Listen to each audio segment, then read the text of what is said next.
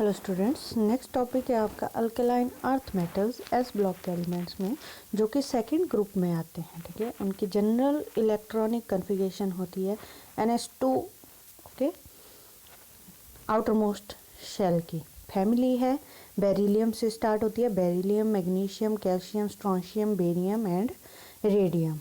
जो last element है वो रेडियो एक्टिव है। ऑक्साइड्स जो होते हैं इनके वो सिमिलर होते हैं अल्कली मेटल से और डिज़ोल्व हो जाते हैं वाटर में टू फॉर्म हाइड्रोक्साइड्स और अल्कली। अर्थ क्यों नाम दिया गया है इनको? क्योंकि जो एक सब्सटेंस मिला था एल्यूमिना, वो स्टेबल है हीट के लिए, हीट में वो बहुत ही ज़्यादा स्टेबल है। So oxides of calcium, strontium, barium वो भी बहुत स्टेबल हैं और डिकम्पोज नहीं होते हैं हीट में, इसलिए इनको अल्कलाइन अर्थ मेटल्स बोलते हैं। ठीक है, These metal oxides and also the metals were called alkaline earths। ठीक है,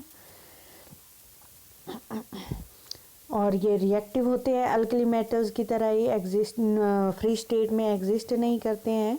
ठीक है, NH2 कन्फिग्रेशन है, ग्रुप 2 एलिमेंट से बिलोंग करते हैं और अर्थ क्रस्ट में मिलते हैं और एक्सट्रैक्ट करते हैं ओर से इनको। नेक्स्ट है फिजिकल प्रॉपर्टीज़। ये देखो यहाँ पे इलेक्ट्रॉनिक कन्फिगरेशन भी दी हुई है सबकी, तो अगर आपको नहीं पता हो 4, 12, 20, 38, 56, 88 एटॉमिक नंबर है।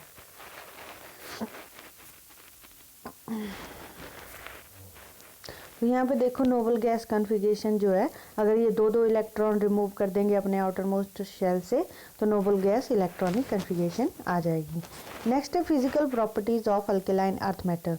तो ये जो यहाँ पे चार्ट दिया गया है इसके बेसिस पे जो है फिजिकल प्रॉपर्टी इन्होंने आगे डिफाइन की हुई है। ठीक है, एटॉमिक रेडियाई की बात करें तो लार्ज होती है बट अल्कली मेटल से कम होती हैं। ठीक है, अल्कली मेटल से कम होती हैं बट सेम पीरियड में अगर किसी और ग्रुप की बात करें तो ज़्यादा होती है, और डाउन द ग्रुप चलते जाएंगे तो एटॉमिक रेडियाई भी इंक्रीज करती जाएगी, क्योंकि 2 वैलेंस इलेक्ट्रॉन्स हैं और न्यूक्लियर चार्ज इतना नहीं है, क्वाइट स्मॉल है, इसीलिए जो है वो साइज बड़ा होता जा रहा है। आयनिक रेडियाई की बात करें तो वो डायवेलेंट केटायन बनाएंगे और आयनिक रेडियाई जो है वो लेस होगी देन द कॉरस्पॉन्डिंग एटम, और डाउन द ग्रुप इंक्रीज करती जाएगी क्योंकि एटॉमिक रेडियाई इंक्रीज कर रही है तो आयनिक रेडियाई भी इंक्रीज करेगी। आयनाइजेशन एंथैल्पी की बात करें तो यहाँ पे जो है लो आयनाइजेशन एंथैल्पी होती है, क्योंकि एटॉमिक साइजेस लार्ज होते हैं और atomic size down the group increase करता जाता है तो आयनाइजेशन भी एक्सपेक्टेड है कि डिक्रीज होगी। ठीक है, बट यहाँ पे जो अगर कंपैरिजन किया जाए फर्स्ट ग्रुप के साथ तो सोडियम की आयनाइजेशन, फर्स्ट आयनाइजेशन एंथैल्पी कम है और मैग्नीशियम की ज़्यादा है, बट जो सेकंड है वो सोडियम की ज़्यादा है और मैग्नीशियम की कम है। ऐसा क्यों है? क्योंकि मैग्नीशियम पहले जो है S2 था, तो वहाँ से वो एक तरह से स्टेबल है, तो वहाँ से निकालना इलेक्ट्रॉन बहुत डिफ़िकल्ट हो जाता है as comparison to Na sodium, क्योंकि वहाँ पे एक ही इलेक्ट्रॉन होता है बाहर वाले शेल में। ठीक है, फिर उसके बाद जो है मैग्नीशियम से दूसरा इलेक्ट्रॉन निकालना S1 से +1 से तो वो ईजी हो जाएगा, बट जब सोडियम से एक इलेक्ट्रॉन निकल जाएगा तो वो स्टेबल इलेक्ट्रॉनिक कन्फिगरेशन गेन कर लेता है, इसलिए जो है सेकेंड आयनाइजेशन एंथैल्पी ज़्यादा है। रेडियम की आयनाइजेशन एंथैल्पी जो है वो स्लाइटली हायर है as comparison to their group. ऐसा इसलिए है क्योंकि वहाँ पे लेंथेनाइड कॉन्ट्रैक्शन हो जाती है। लेंथेनाइड के जो एलिमेंट बीच में आते हैं वो क्या करते हैं, उनका एटॉमिक साइज जो है वो कम हो जाता है। एटॉमिक साइज कम हो गया तो इसका मतलब आयनाइजेशन एंथैल्पी भी क्या होगी, इंक्रीज कर जाएगी, इसीलिए जो है रेडियम की आयनाइजेशन एंथैल्पी ज़्यादा होती है। हाइड्रेशन एंथैल्पी की बात करें तो जो डाइवेलेंट केटाइंस हैं वो अल्कलाइन अर्थ मेटल्स के, डाइवेलेंट मतलब 2 पॉजिटिव बनाएंगे वो, उनकी भी टेंडेंसी है हाइड्रेट करने की। Negative hydration enthalpies are more due to smaller size of cations. Cation का साइज स्मॉलर है इसलिए नेगेटिव हाइड्रेशन एंथैल्पी ज़्यादा है सेम पीरियड में as comparison to alkali metals. ठीक है, फॉर एग्जांपल लिथियम की है -506 किलोजूल पर मोल और बेरिलियम 2 पॉजिटिव की है 2494 किलो जूल पर मोल। तो ये देखो कितनी ज़्यादा नेगेटिव है, ठीक है। सॉल्ट्स जो बनते हैं वो हाइड्रेटेड सॉल्ट्स होते हैं अल्कलाइन अर्थ मेटल्स के। Magnesium chloride exist as magnesium chloride dot 6s2 hydrated salts हैं, ठीक है। इलेक्ट्रोनेगेटिविटी की बात करें तो electronegativity value of alkaline earth metals are quite close to those of alkali metals, though slightly more, ज़्यादा होती है। और from beryllium to radium indicate increase करती रहेगी नीचे जाते टू फॉर्म आयनिक कंपाउंड, ठीक है। ऑक्सीडेशन स्टेट्स की बात करें तो all the members of the family exhibit +2 oxidation state, ठीक है। डाइवेलेंट केटाइंस बनाते हैं। This appears to be rather unacceptable because the enthalpy needed to form monovalent cation in all these element is less than what it is required to form a divalent cation. But ionisation enthalpy alone is not the sole criteria. Enthalpy जो needed है monovalent cation को बनाने की वो ज़्यादा है as comparison to divalent. But ionisation enthalpy जो है सिर्फ एक क्राइटेरिया नहीं है, कुछ और भी फैक्टर्स हैं। डाइवेलेंट केटाइन जो है उनकी कॉन्फ़िगरेशन होती है नोबल गैस कॉन्फ़िगरेशन, ठीक है। मोनोवेलेंट की जो है येट टू अचीव है, अभी मोनोवेलेंट को अभी अचीव करनी पड़ेगी। In the solid state divalent cations result in a stronger lattice than monovalent cation. और सॉलिड स्टेट में डाइवेलेंट केटाइन जो हैं वो स्ट्रॉन्गर लैटिस बनाते हैं as comparison to monovalent cation because of its smaller ionic radius, ठीक है।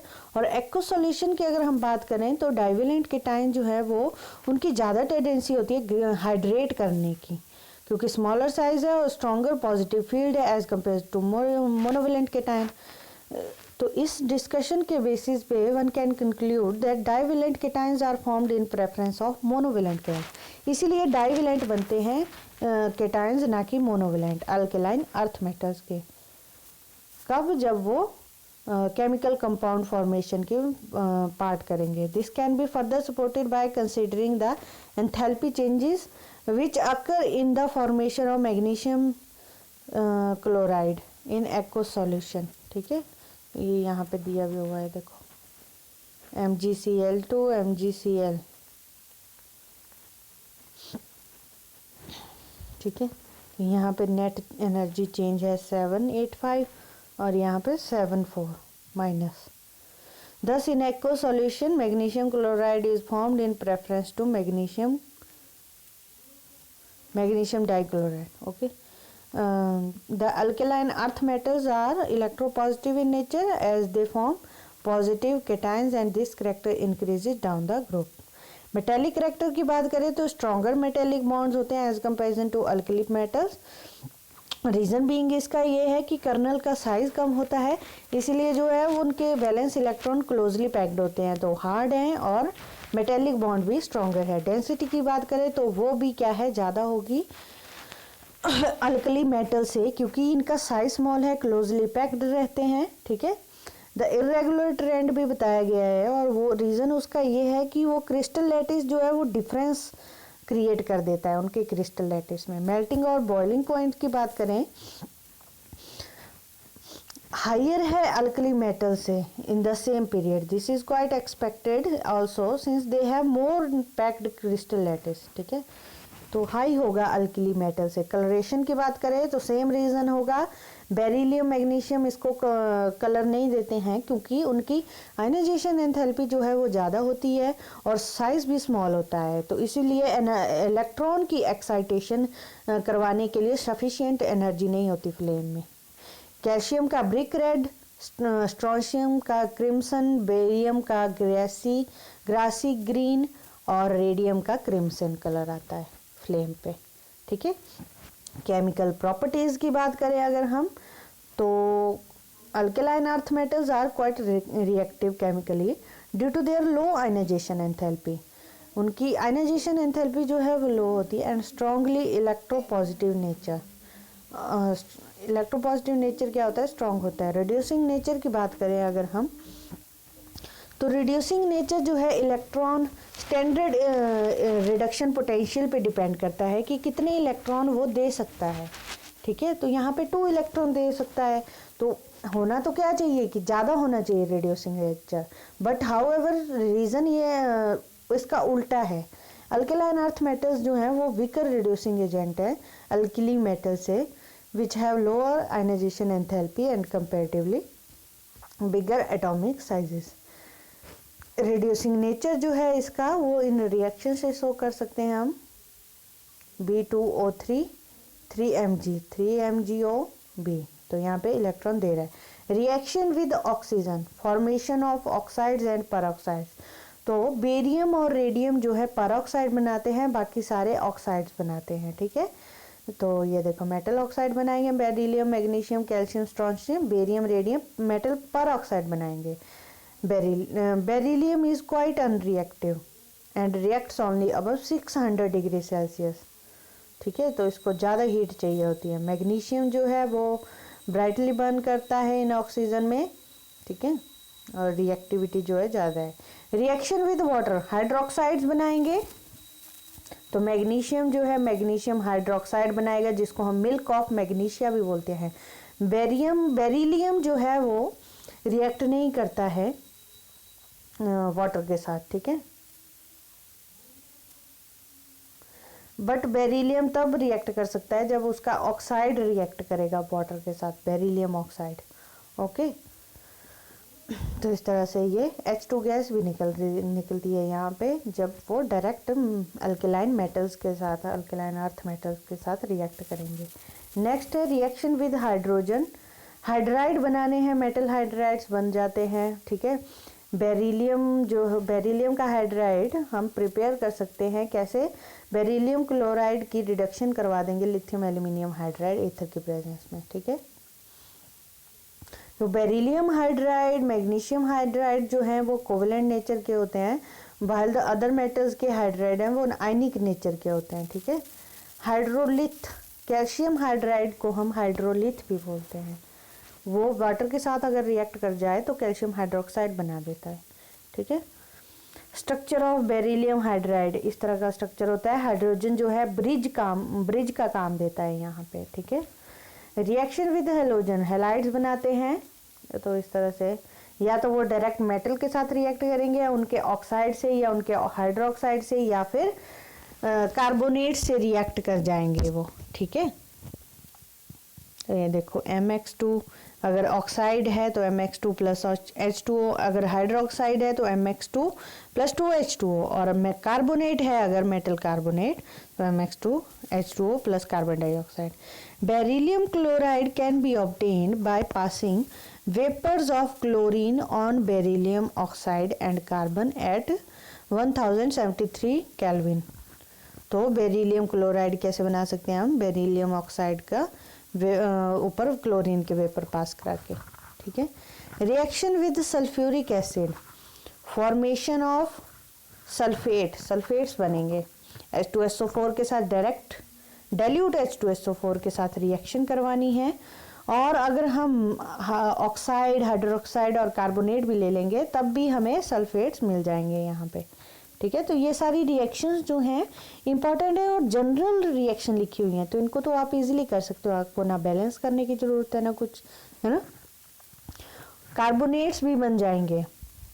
Carbonates और metals can be formed as white precipitate, white PPT मिलते हैं हमें by passing vapours of carbon dioxide in limited amount through aqueous solution of metal.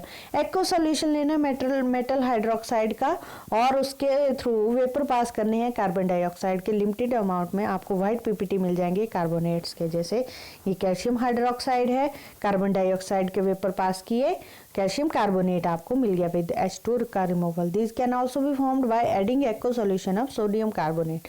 Sodium carbonate का solution भी डाल देंगे अगर हम एक्व सॉल्ट सॉल्यूशन में, तब भी हमें कार्बोनेट्स मिल जाएंगे। कॉम्प्लेक्स बनाते हैं ये generally. The members of the family do not form complex, generally नहीं बनाते हैं। However smaller ions like beryllium, magnesium form complexes with electron donor species. For example, the stable complexes of beryllium are beryllium BeF3, BeF4 2 negative, ठीक है। Chlorophyll the complex compound of magnesium plays an important role in photosynthesis. तो magnesium भी chlorophyll के साथ बनाता है। Calcium, strontium and barium form complexes only with strong complexing agents like acetyl acetone and EDTA। Okay, formation of organometallic compounds. तो ये कौन से बनाते हैं? ऑर्गेनोमेटेलिक्स। वो कौन से बनाते थे? Organolithium. Both beryllium and magnesium form a number of organometallic compounds containing metal carbon bond। ठीक है, मेटल कार्बन बॉन्ड होगा उनके बीच में। तो with certain, for example magnesium react with alkyl halide in the presence of dry ether to form Grignard reagent. तो very important reagent है ये क्या है? ऑर्गेनोमेटेलिक कंपाउंड है। बेरिलियम क्लोराइड जो है विद ग्रिग्नार्ड रिएजेंट बना देगा डाई एल्काइल बेरिलियम। ठीक है, तो ये जो ग्रिग्नार्ड रिएजेंट है बहुत ही इंपॉर्टेंट है नेक्स्ट आपकी नेक्स्ट क्लास के लिए। ठीक है, solution in liquid ammonia like alkali metals, the metals belonging to alkaline earth metals dissolve in liquid ammonia to give deep blue solution. Deep blue solution देते हैं which is conducting in nature, यानी conducting good conductors हैं ये। जब liquid ammonia के साथ solution बनाएंगे तो ये यहाँ पे दिए गए हैं। ठीक है, ये थी आपकी फिजिकल और केमिकल प्रॉपर्टीज। आज के लिए इतना ही, बाकी का कल करेंगे। Okay, thank you.